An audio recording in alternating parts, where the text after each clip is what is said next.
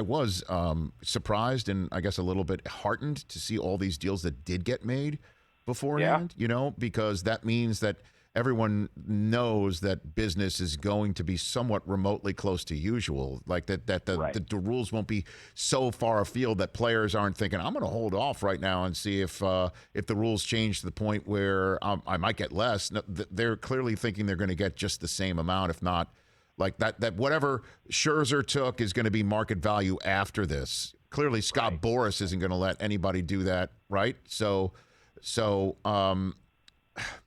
putting it all together, I mean, the Wander Franco contract. I'll put it all together to you or for you. Please.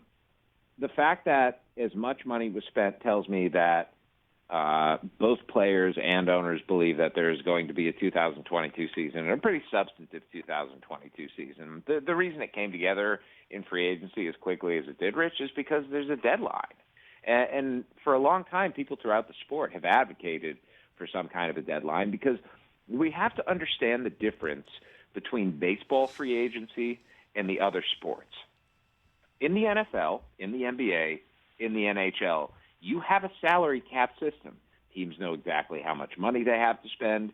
Players' value is pretty static, so you know what it's going to cost to go out and get a guy.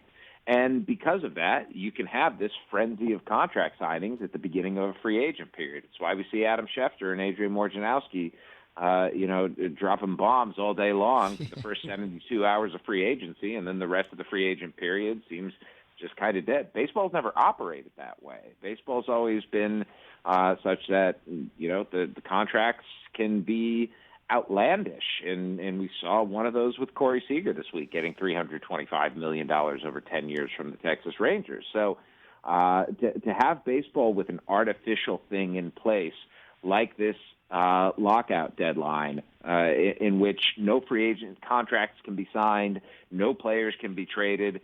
You look at MLB.com and MLB Network now, and they don't even reference players or have their names, image, or likenesses up there. I mean, it's pretty crazy to see, and what it fueled was an unprecedented free agent market.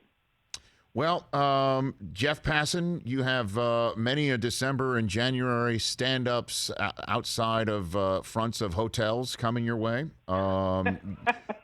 You've got, You also, I wound up through the NFL lockout getting an honorary law degree from the Tulane Sports Law Program. Gabe Feldman gave that to me because I became such an expert on these subject matters. That's your next 2 months, hopefully not longer. So hey, thanks, Rich. I appreciate the optimism. Super psyched. No, get a good pair of shoes. I mean, Albert Breer literally could have lived outside on the corner on Washington D.C. outside the NFLPA's front offices. I did so many of those with him.